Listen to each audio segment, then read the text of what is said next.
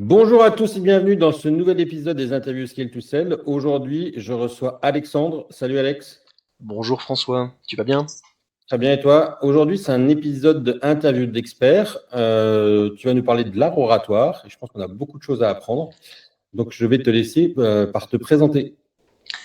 Merci pour ton invitation et bonjour et merci aussi à tous ceux qui prendront le temps de nous regarder. Je m'appelle Alexandre Damiani, j'ai créé une structure qui s'appelle Lego Voce. Je suis professeur d'art oratoire, conférencier et orateur professionnel moi-même, metteur en scène et comédien, vocaliste principalement. Et j'ai créé cette structure pour aider tous les gens qui en ont besoin, artistes ou non-artistes, dirigeants d'entreprise, avocats, professeurs des écoles, ma boulangère, quiconque veut améliorer sa voix, et je le dis pas pour rire parce que ma boulangère est ma cliente, ça fait beaucoup de bien et il y a beaucoup de choses qui passent par la voix, comme tous les gens qui ont monté un business et qui ont dû faire de la com le savent. Voilà en compacté ce que je peux dire. Bon, avant de rentrer dans ce que c'est que l'art oratoire et comment on peut améliorer sa voix et transmettre beaucoup plus d'informations, est-ce que tu peux revenir un tout petit peu sur ton parcours? Bien sûr, avec quel niveau de détail souhaites-tu? Écoute, le niveau de détail pour un public qui a besoin de te comprendre et savoir comment tu en es arrivé à ce niveau-là. D'accord. Ça fait 25 ans que je m'intéresse à la voix, à la narration, à la comédie, aux histoires. J'ai simplement eu tout un parcours protéiforme pour atteindre la conscience que c'est un métier Hein. et en faire un métier. Donc classiquement, dans mon parcours scolaire, j'ai fait une classe prépa et une HEC, Hein. Audencia à Nantes, que j'ai complété avec un master à l'ESCP. En parallèle, j'ai un doctorat de philosophie.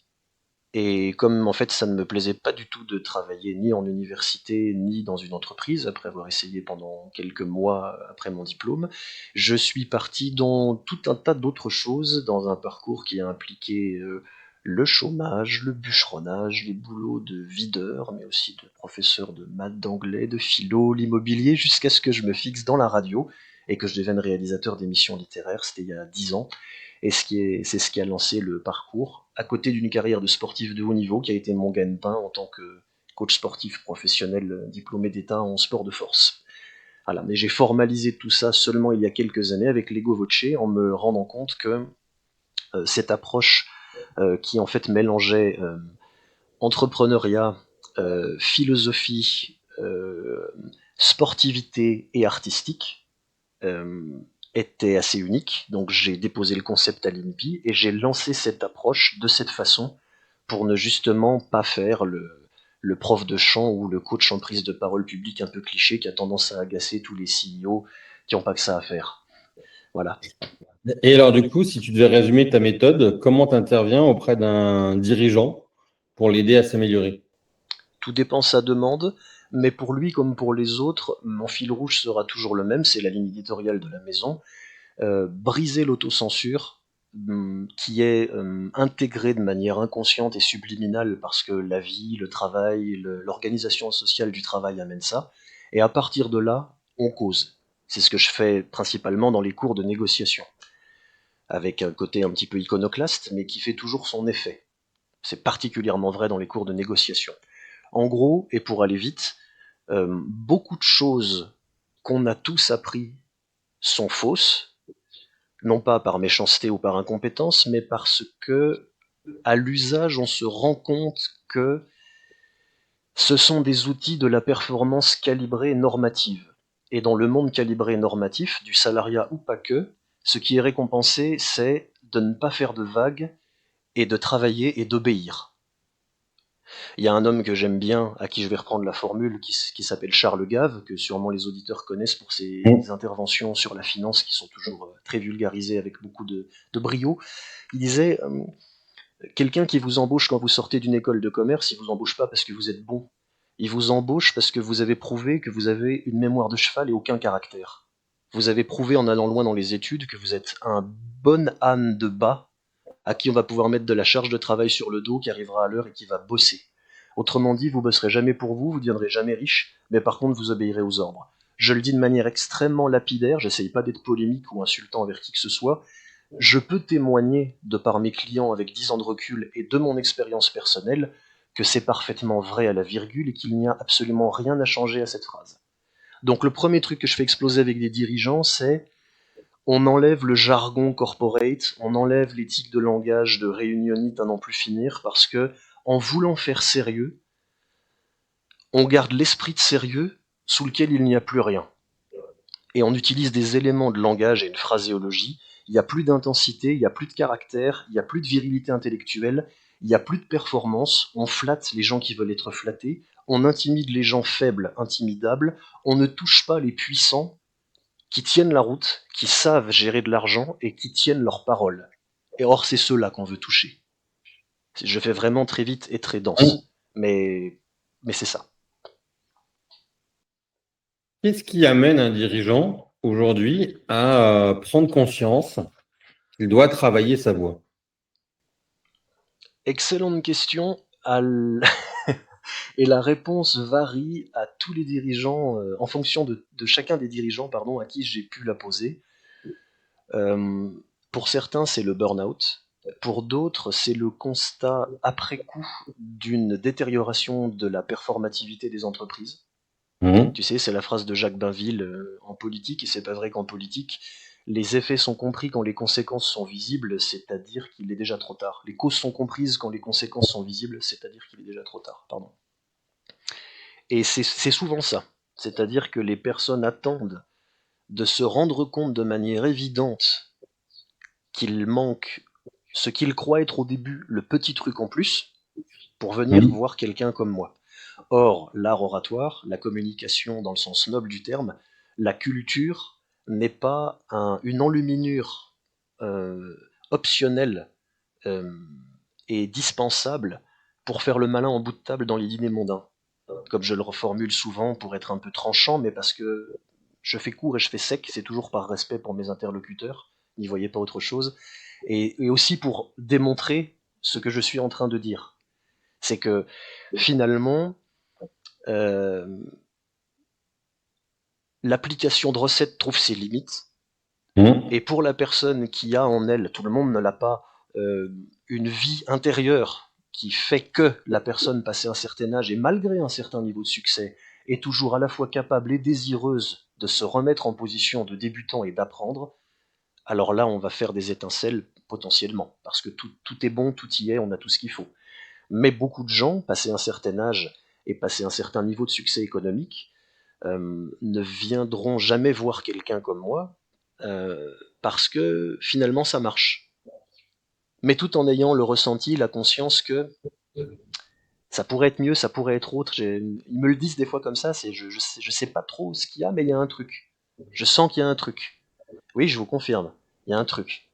Mais c'est beaucoup plus qu'un truc. Quand on tire ce bout de ficelle de la plotte, on s'aperçoit qu'elle est gigantesque. Mais par contre, l'amélioration, le changement, les progrès arrivent dès qu'on emprunte ce cheminement.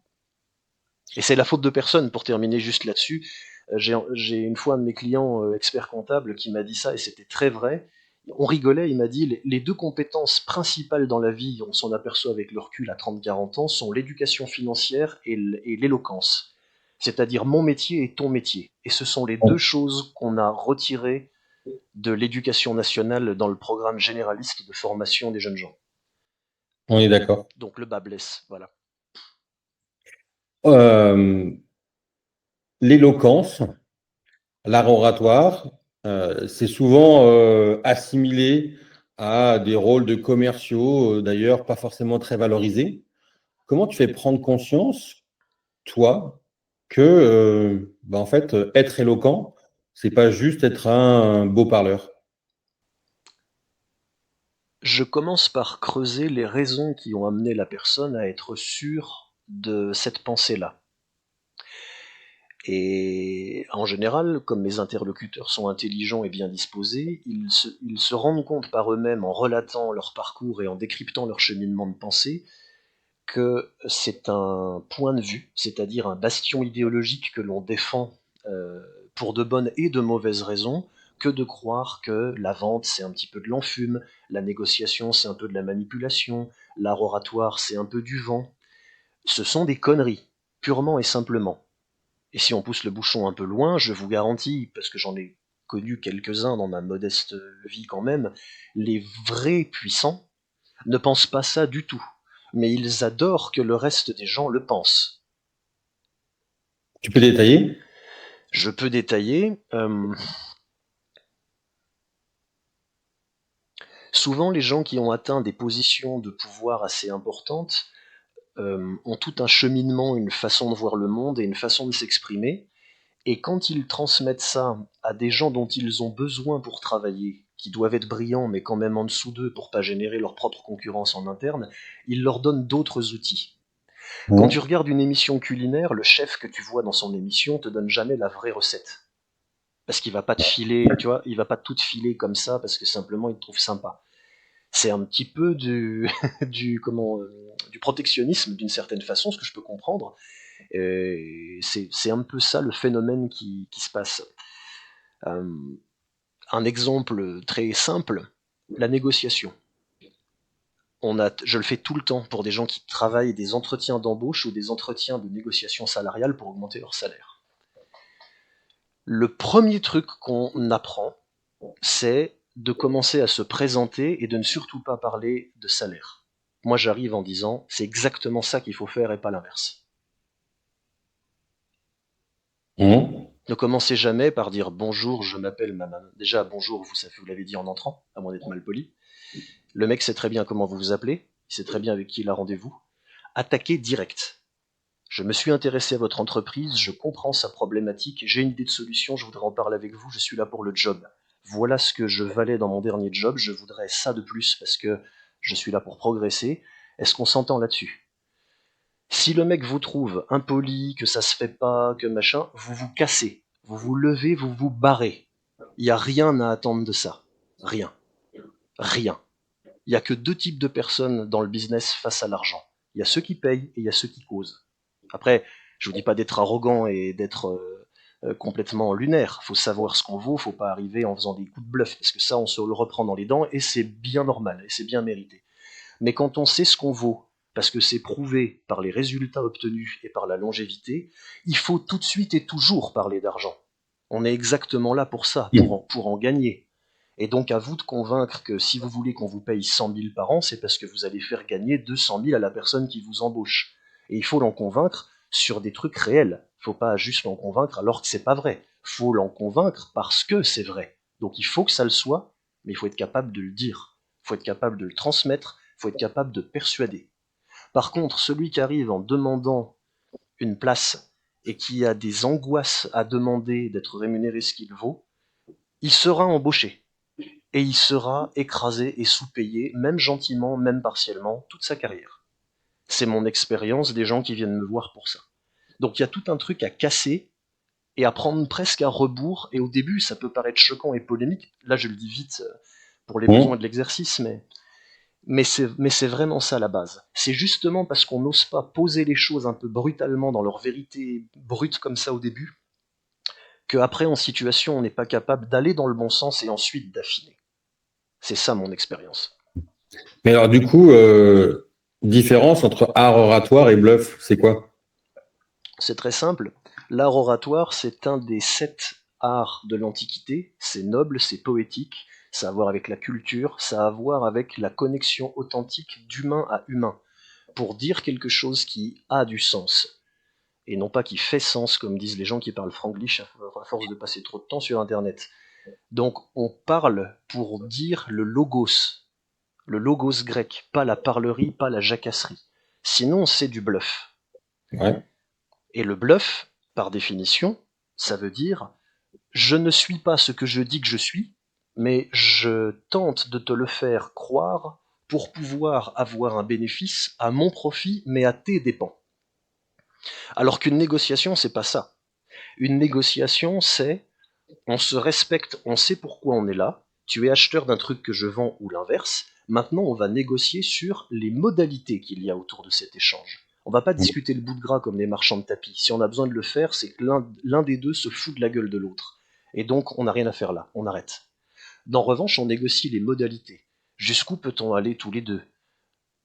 Est-ce que nous établissons une relation de long terme? Va-t-elle créer une intimité, une complicité professionnelle qui font qu'on va pouvoir déborder sur d'autres domaines créateurs de plus-value et de bienfaits pour nous et les gens qui seront avec nous? Et là, on peut se dire, ah oui, mais alors là, attends, on peut faire un geste sur ce tarif de ce produit parce qu'on voit telle autre opportunité sur le long terme, etc. Ça, c'est de la négociation. C'est un truc de grande personne et en réalité, c'est très noble.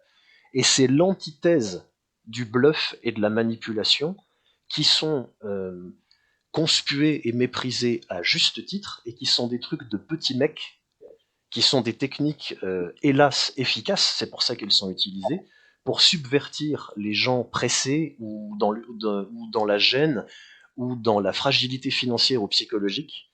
Ce sont des techniques de camelot sur un bazar. Et ça c'est minable. Il n'y a rien d'autre à dire que ça. Ça, c'est pas de l'art oratoire. C'est de la logorée. C'est de Hum. la faconde. C'est pas de la rhétorique. Alors, comment on s'entraîne à l'art oratoire et dans quel contexte on peut le mettre en place en dehors du contexte de négociation? On s'entraîne à l'art oratoire avec des spécialistes du sujet avec qui il faut travailler, comme je peux être moi, mais comme il y en a d'autres. Le conservatoire est une bonne école. L'ENA peut être une bonne école pour certaines mesures. Donc ça demande des parcours universitaires. On ne fait pas ça dans des modules séparés, mais il existe des instituts de parole aussi, qui sont des confrères. Moi, je fais ça en freelance, mais il y a des instituts. Il y en a à prendre, il y en a à laisser, hein, chez tout le monde et chez tout type de formation, mais il y a des professionnels pour ça. Et puis ensuite, il y a l'entraînement, beaucoup lire, beaucoup parler, beaucoup écouter, si je veux le résumer simplement. Vous voulez être Ouais. bon à la parole, entraînez-vous à la parole. Mais entraînez-vous à la parole, qui est la transmission de quelque chose de dense et de puissant. Donc ça vient de l'écrit. Parlez comme vous écrivez, écrivez comme vous parlez. Donc n'ayez pas peur d'utiliser le subjonctif, le passé simple, de faire les liaisons. Bannissez de votre vocabulaire tout ce qui est corporate franglais à la mode, comme je viens de le faire là, avec mes plus plates excuses. Mais tu vois, il y a cette volonté d'aller vers le mieux et d'imposer un niveau réellement atteint. Tout le monde respecte ça, ça ne laisse personne insensible, personne ne se sent pris de haut ou brutalisé quand on l'amène avec par ailleurs une gentillesse et une honnêteté, qu'il faut avoir évidemment. Au contraire, ça provoque un respect immédiat. Ouais, mais dans un contexte où aujourd'hui où des gens écrivent de moins en moins, ou en tout cas sont de plus en plus, à dire, économes de leurs mots, maîtrisent de moins en moins de mots et de moins en moins de nuances, comment faire progresser ces populations-là dans l'art oratoire et l'éloquence? Tu veux ma réponse sec et nette? Je veux toutes tes réponses. Vous valez mieux que ça. Vous valez mieux que si vous avez 45, 50 ans, que vous avez monté un business, fait de l'argent, que vous avez réussi socialement et financièrement, que vous envoyez vos gosses à l'université, vous avez prouvé que vous êtes capable de générer de la valeur. Alors dites-vous bien, pour aller au bout de la logique, que vous valez mieux que ça. Et qu'est-ce que c'est ça? Ça, c'est être un espèce d'adolescent mental éternel, un puceau du réel fan de gadgets, qui va reléguer à ChatGPT ou à des posts de réseaux sociaux la tâche de s'exprimer envers le monde. C'est à peu près aussi con que d'aller payer un tailleur pour se mettre un costume sur mesure et de finir avec une cravate en plastique chinoise à 10 balles qui va tout gâcher. Mais encore faut-il prendre conscience que c'est important et oser aller jusque-là. C'est un problème d'oser aller, c'est pas un problème de comprendre. Donc la réponse, elle est très claire. Vous savez, vous n'avez pas besoin de moi pour ça, ni de personne d'ailleurs. Vous savez tous qu'il faut mieux utiliser les petites choses qui sont entassées derrière moi que ce truc-là. Vous le savez tous.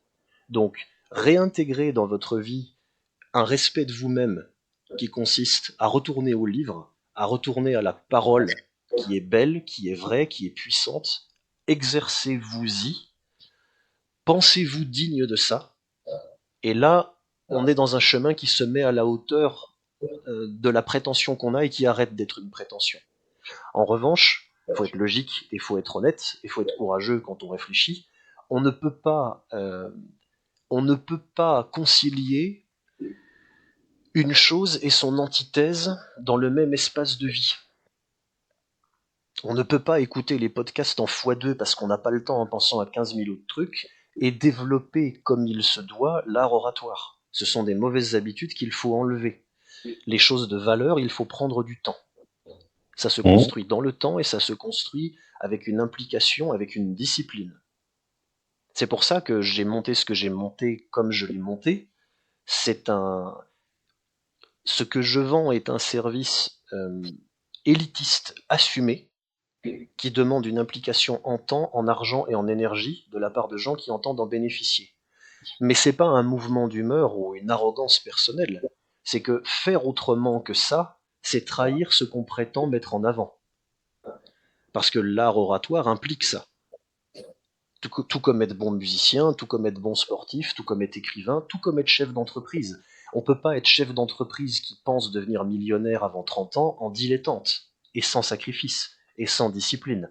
Là, c'est la même logique. Donc ce qu'il convient de réexpliquer aux gens, parce que ça par contre c'est pas du tout leur faute, c'est comme tu l'as très bien dit, l'époque qui veut un peu ça, c'est que c'est pas juste du blabla, l'oralité. C'est pas juste du blabla. C'est une arme. C'est une arme très puissante dans l'arsenal, c'est une compétence majeure à avoir, notamment pour monter un business, au même titre que le contrôle de gestion ou l'analyse financière, le marketing, la capacité à encaisser une grosse charge de travail, euh, vraiment, au même niveau. Et ça, il faut l'expérimenter pour le comprendre, sinon on est contraint à croire celui qui le dit sur parole ou pas, tout en spéculant sur la véracité de ce qui a été dit. Et justement, j'allais te retourner cet argument-là, c'est que si c'est une arme, elle doit avoir un permis. Comment aujourd'hui on manipule cette arme? En général, à des dessins discutables. T'as pas tort, sur le côté, il faudrait avoir un permis. Et pour plein d'autres choses aussi. C'est pas comme ça que ça marche, hélas. Mais c'est un argument qui trouve sa propre résolution en poussant la logique jusqu'au bout. Euh, il est tellement évident que la parole est une arme que ça vous apparaîtra à vous comme à tous les autres au cours de votre vie. Soit ça vous apparaîtra à votre service, soit ça vous apparaîtra à vos dépens. Mmh. Donc ne serait-ce que parce qu'il existe des tas de salopards qui vont l'utiliser contre vous, ou en vous utilisant comme des pions si vous les laissez faire, ne serait-ce que par saine hygiène d'autodéfense intellectuelle, faites-vous ce cadeau que de vous rendre capable d'être inécrasable. Ne vous laissez pas aller. De la même manière que vous essayez de ne pas devenir obèse morbide pour pas crever à 50 ans d'un AVC, vous n'allez pas rester à côté de ce champ primordial qu'est la communication qui crée de la valeur et qui permet d'acquérir du pouvoir en la laissant aux autres, d'une certaine façon. Je le dis d'une manière un peu belliqueuse et un peu chargée, mais si je dois résumer, c'est ça. Et là, quand tu t'adresses à ça, quand tu dis ça, tu t'adresses à des personnes un peu éduquées, un peu matures. Comment tu sensibiliserais un jeune qui aujourd'hui a naturellement euh, autour de lui des gens d'influence qui sont ses copains, des réseaux sociaux qui l'influencent et qui, les livres qui sont derrière toi, les a délaissés depuis déjà un certain temps? J'essayerai pas de le culpabiliser. Moi aussi, quand j'étais petit, je regardais le club Dorothée et mes parents me disaient arrête, ça va te rendre débile. Mmh. Certains diront que c'est un peu vrai, que ça a un peu marché, mais j'essaye de faire ce que je peux pour qu'il n'y ait pas que ça. Mais je lui demanderai, s'il entend travailler avec moi, de faire l'état des lieux objectif des ressources dépensées par rapport aux ressources obtenues. Mmh. Est-ce que ce que tu as fait t'a donné une vie meilleure? Est-ce que le temps que tu passes sur TikTok fait de toi quelqu'un d'autonome, de capable, qui te permet de décider ta vie plutôt que de la subir? Est-ce que tu as de l'adaptabilité, c'est-à-dire l'intelligence des esclaves, ou est-ce que tu as une force motrice dont tu es le premier moteur? Je te garantis, lui dirais-je, qu'avec des vidéos TikTok et des scrollings à l'infini sur je ne sais quel réseau social, regarde juste une vidéo YouTube, tu as l'air d'aimer ça sur la captologie, tu vas comprendre tout de suite que ça fera pas de toi autre chose qu'un esclave. Par contre, ça va bien servir ceux qui tiennent le fouet. Donc à un moment, si tu veux être heureux, si tu veux accomplir ton processus de pouvoir et que ta vie soit une vraie vie, je vais citer Empédocle, ça posera un peu.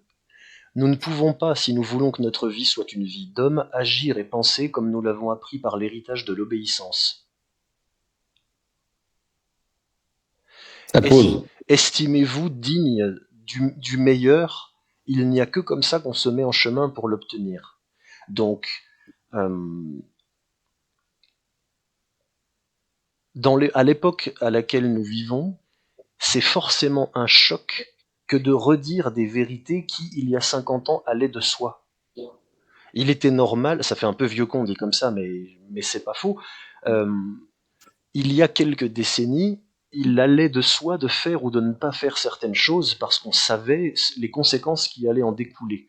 Aujourd'hui, les perceptions sont complètement chamboulées par rapport à ça, et ceux qui ne prennent pas les devants s'apercevront à leurs dépens dans 10 ou 15 ans que non, on ne peut pas déléguer à ChatGPT, on ne peut pas sous-traiter à je ne sais quel robot la tâche d'avoir des idées, d'apprendre à penser, de faire des concaténations, de construire un raisonnement, parce que en fait, ça crée des individus totalement dysfonctionnels, incapables de résister à la frustration et à la récompense différée, parce que ça stimule uniquement la dopamine et le striatum, et ça court-circuite le cortex orbitofrontal. Donc à un moment, la façon de l'amener à un jeune, elle est simple. C'est dire, est-ce que tu es heureux? Non. La réponse est toujours non, même s'il n'est pas que malheureux, heureusement. Mais la réponse est toujours non. Dans le monde dans lequel on vit aujourd'hui, c'est pas possible. Donc est-ce que tu veux le devenir un maximum? La réponse est toujours oui, évidemment. Donc tu te réappropries les outils qui vont faire de toi quelqu'un qui va être capable de créer ce que tu veux. Et donc à bas les gadgets, à bas les accessoires, revenez au vrai. Et pour revenir au vrai, ne vous posez pas les questions à partir de vos petits égos narcissiques rugissants et angoissés. Posez-vous les questions en réintégrant dedans l'histoire et l'universel. C'est pas avec ChatGPT qu'on construit des pyramides. C'est avec des gens qui savent à minima faire une règle de 3 et même un peu plus. Donc, je sais qu'il y a une mode en ce moment, et je terminerai là-dessus, mais je vais quand même le placer. Je suis fatigué, moi, de voir à longueur de réseaux sociaux des autodiagnostiqués HPI qui se mettent à saigner du nez quand on leur demande de dériver une fonction affine ou combien fait 8 fois 9. Moi, je viens d'un monde où j'ai eu comme modèle des types comme Champollion, qui à 12 ans parlait le latin et le grec langue vivante et apprenait le sanskrit parce que c'était fun. C'est avec ça qu'on va dans l'espace, qu'on construit des pyramides, qu'on écrit une œuvre immortelle, qu'on fait avancer l'humanité et qu'on est fier de soi, toute grandiloquence mise à part, en ayant aussi la vie de mon grand-père que je respecte plus que tout, qui a été fromager et qui n'a pas été à l'école.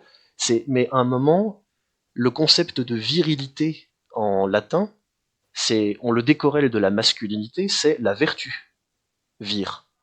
On n'est pas vertueux en cherchant tout le temps des raccourcis.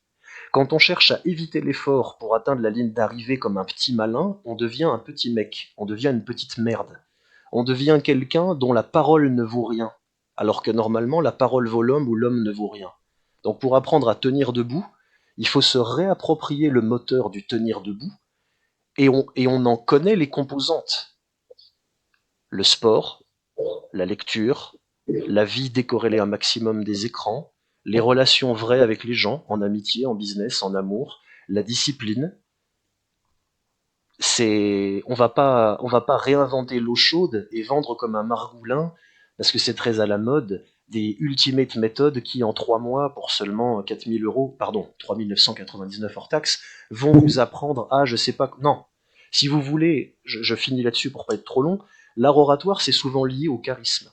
Si vous voulez avoir du charisme, commencez par avoir une vie qui vous rend charismatique. Commencez par avoir des actes qui vont amener des pensées, qui vont amener une image charismatique. Ayez des vies de darons. N'ayez pas des vies d'éternels adolescents technophiles qui, à 42 ans, sont encore en train de s'habiller avec des t-shirts Carhartt, de scroller sur leur smartphone et de demander la permission à leur maman de faire ceci, cela. Posez-vous. Mais que le poser repose sur quelque chose de créé par du travail et de l'intelligence développée pendant des décennies. Sinon, c'est du bluff. Et il ne s'agit pas d'être un escroc. Il s'agit de, pardon, il s'agit de développer le vrai. Comment on s'entraîne à développer le vrai, justement? Dans le domaine de l'art oratoire, Dans le domaine de l'oratoire, dans le domaine de la prise de parole, dans le domaine de... il faut absolument se faire, il faut absolument avoir une partie rien qu'à soi et une partie accompagnée. Il faut les deux. La partie rien qu'à soi, c'est prendre la ferme décision pour des raisons philosophiques profondes de vouloir maintenant une autre vie que celle qui a été jusque-là, Mmh. avec, encore une fois, lire, écouter, Ouais. déclamer.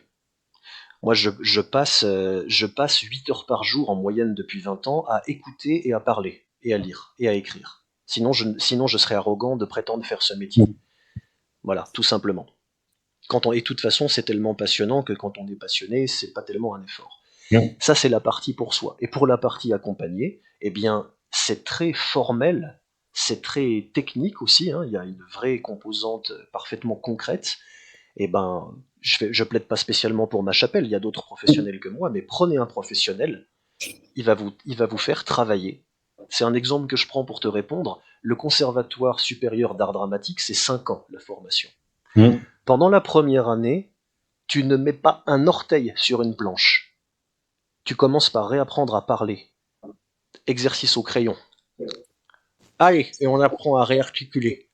Voilà, par exemple. Tu réapprends par cœur la diction, l'élocution, dire les voyelles, déclamer sans s'étouffer, la voix de poitrine, la salivation excessive, la projection dans les résonateurs, les vocalises. Qu'est-ce que c'est que la voix saturée?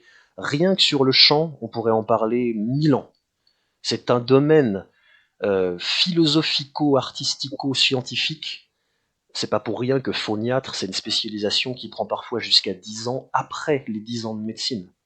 Mmh. C'est un vrai domaine de compétences profondes, scientifiques, techniques, donc ça s'apprend, et ça s'apprend avec un professionnel, parce qu'il y a des choses à faire, à ne pas faire, des routines physiques et artistiques et sensorielles à mettre en place, des exercices de respiration, des exercices de diction, et puis bien sûr ça va au-delà des petites méthodes, des petites techniques, mais il y a ce côté-là. C'est comme une vie de sportif de haut niveau, d'une certaine façon. Je comprends. Je n'en doute pas. Euh, Qu'est-ce qui surprend le plus tes clients quand ils viennent vers toi et qu'ils commencent à rentrer dans ces techniques-là avec toi? La plupart d'entre eux sont pas trop surpris parce qu'ils ont pris le temps de m'écouter, me lire et me connaître avant de venir me voir, sinon ils ne seraient pas là, donc ils savent à peu Mmh. près à quoi s'attendre. Mais en revanche, ils vont quand même être surpris de découvrir sur eux des choses qu'ils ne pensaient pas. Mmh. Et en général, ils en sont d'ailleurs assez stimulés. J'entends souvent cette phrase, c'est ah ouais, je pensais pas que ce serait à ce point. Je pensais pas que simplement cette petite différence d'intention, de respiration, de placement pouvait tout changer. Je pensais pas qu'on pouvait creuser dans les arrière-cours presque philosophiques jusqu'à ce point dans ce domaine. Oui, parce que pour eux, c'était un truc de comédien ou un truc de conférencier. Il y a des Mmh. techniques, ça s'apprend, et puis allez, quoi. Mais c'est ce que je leur dis parfois, c'est comme si on disait que écrire, comme on l'a tous appris au CP, au CE1, c'était, bah allez, Chateaubriand, c'est comme quand on faisait les lignes avec la maîtresse, mais poussé un peu plus loin. Non, non, non, non. C'est la même différence qu'il y a entre faire 3 km de jogging le dimanche matin et être Usain Bolt en sport professionnel de haut niveau. C'est pas la même chose hypertrophiée poussée plus loin. C'est deux choses totalement différentes qui donnent l'impression à l'œil externe, un peu pressé et pas forcément éduqué sur la chose, d'être la même chose. Donc entre, entre la parlerie et l'art oratoire, et je vais faire exprès de le dire comme ça, il y a autant de différences qu'entre faire l'amour à la femme qu'on aime et regarder du porno. Mmh. Euh, Taille. voilà, je vous laisse avec ça, tiens. À chacun de se faire son image et de se faire son analyse. Voilà. On avance et on progresse dans cette interview. Est-ce qu'il y a une question que je t'ai pas posée et que tu aurais aimé que je te pose?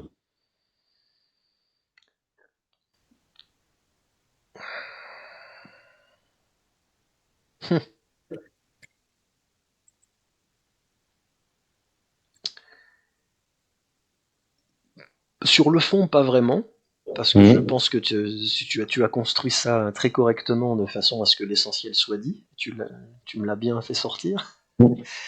Euh,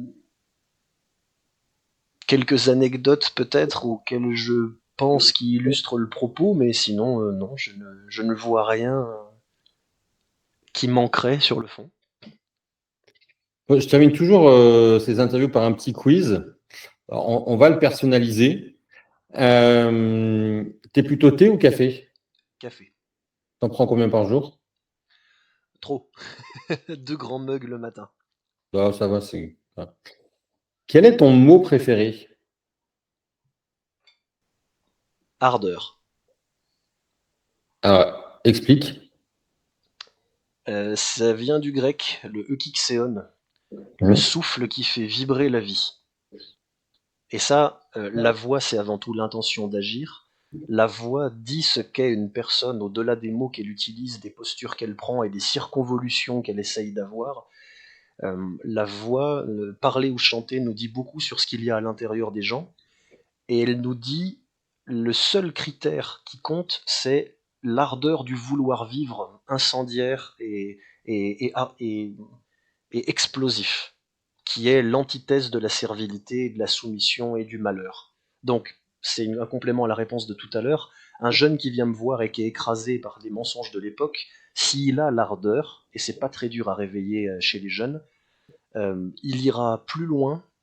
Tu sais, c'est la phrase de, c'est dans un taxi pour Tobruk, je crois, une brute qui marche va plus loin que deux intellectuels assis. Ouais. Bah finalement, c'est un peu ça, c'est l'ardeur du, l'ardeur de comprendre que vivre, c'est à chaque instant tuer la mort en nous, et pas simplement être vivant et respirer et être posé là. Ça débloque tout, et sans ça, rien n'est débloquable. Donc dans le sens grec profond, l'ardeur, c'est pour ça que c'est mon mot préféré. Si tu pouvais travailler avec un super-héros pour le faire progresser, quel super-héros choisirais-tu? Euh...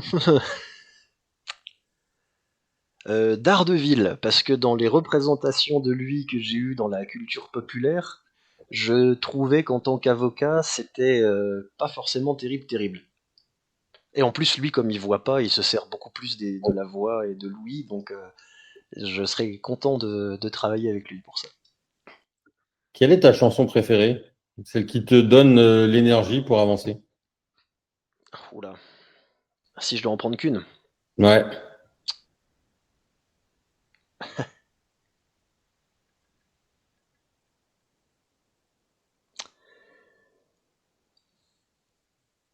Euh, une chanson qui s'appelle Expiration Date, d'un groupe de métal américain des années 90 qui s'appelle Fear Factory.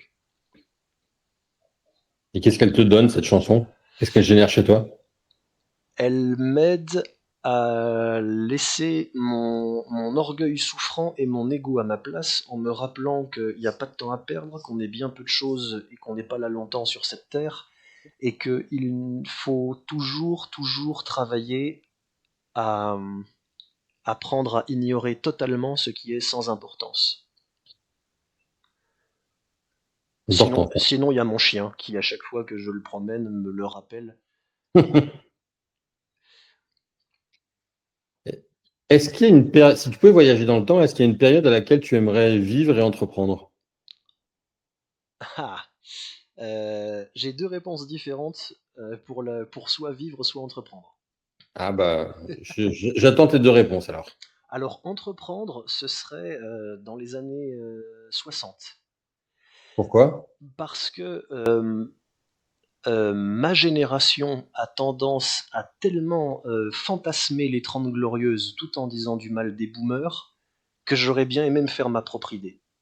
D'accord. plutôt qu'après coup, avec des éléments qui d'ailleurs sont tout à fait valables de jugement, mais j'aurais bien aimé quand même être dedans.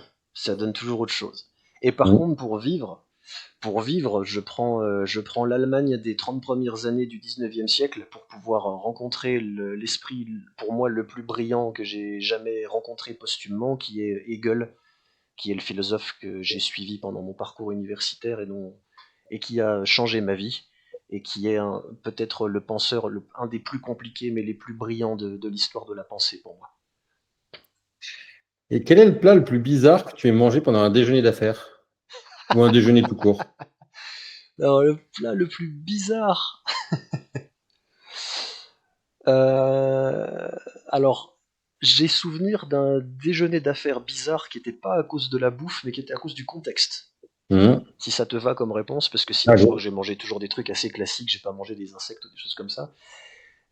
C'était il y a 15 ans, quand j'étais journaliste indépendant, et que j'avais interviewé un monsieur qui s'appelle Patrick Barriot, que je salue, et qui était un ami et un aide traducteur de Una Bomber, Théodore Kaczynski, Mhm. euh, parce que je connaissais l'éditeur en français, Slobodan Despot, que je salue s'il voit ça aux éditions Xenia, et que donc j'avais rencontré cet homme-là qui était avec une vie un peu d'agent secret et qui se savait surveillé par les renseignements généraux. Et donc on avait pris l'entrée dans un restaurant, après on s'était déplacé pour prendre le plat dans un autre restaurant, et pareil pour le dessert. Et c'était pas du tout de la blague, en tout cas lui il le prenait très au sérieux. Et à l'époque j'avais 27 ans et j'étais un peu intimidé, mais voilà, c'était passé ce truc-là. Est-ce que tu es plutôt lundi matin ou vendredi soir? Lundi matin pour le travail, vendredi soir pour les loisirs. Bon, on enregistre un lundi matin, hein, donc la preuve. Non, tout me va. Le lundi matin ne me fait pas peur puisque j'ai la vie que j'ai choisi d'avoir. Et de ce point de vue-là, vraiment, j'ai beaucoup de chance. Quelle est la chose la plus étrange que tu aies dans ton bureau? La chose la plus étrange que j'ai dans mon bureau. Euh, une vieille machine à écrire dont tu vois le capot là. Mhm. C'est une Olivetti Lettera des années 70, ça te parle, Ça me parle. et dont je me sers pour mon écriture de loisir. C'est soit carnet stylo, soit machine à écrire. J'essaye d'éviter d'écrire sur un ordinateur tout ce qui est de l'ordre artistico-littéraire privé. Merci beaucoup en tout cas pour le temps que tu as consacré à cette interview. Si des auditeurs souhaitent prendre contact avec toi, quel est le meilleur canal pour venir à toi? Merci pour le temps que tu m'as consacré, et c'était très agréable. Pour me joindre, vous pouvez aller sur le site de mon activité professionnelle, legovoce.com, qui veut dire en latin je joue avec la voix, Legovoce, Lego Voce. Sinon, je suis sur LinkedIn, qui est le seul réseau social sur lequel je suis à des fins professionnelles. Alexandre Damiani, vous me trouvez sur LinkedIn. Et mon numéro de téléphone professionnel et mon adresse mail se trouvent sur mon site internet. Je serais Eh ravi bien, de parler avec vous. bah, écoute, j'espère que tu seras sollicité. Je te remercie une nouvelle fois et puis je te dis à très bientôt. Merci pour tout, François. À bientôt.